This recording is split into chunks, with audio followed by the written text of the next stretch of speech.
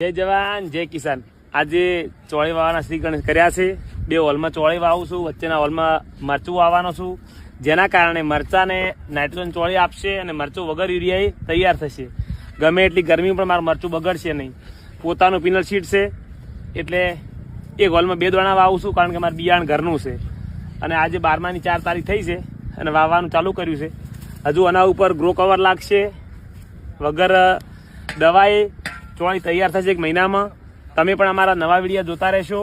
અમારી યુટ્યુબમાં પણ ઘણું બધું માહિતી આપી રહ્યા છીએ, તો અમારું યુટ્યુબ ચેનલ છે ટીકે વાધણિયા, જેને પણ તમે ફોલો કરતા રહેજો અને અમારા નવા વિડીયો જોતા રહેજો।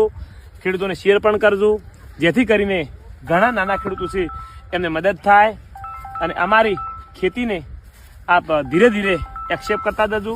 બહુ મજા આવશે, સારું બેનિફિટ મળશે અને ભગવાનને પ્રાર્થના કરું કે તમારી આવક પણ મારી જેમ બમણી થાય। જય જવાન।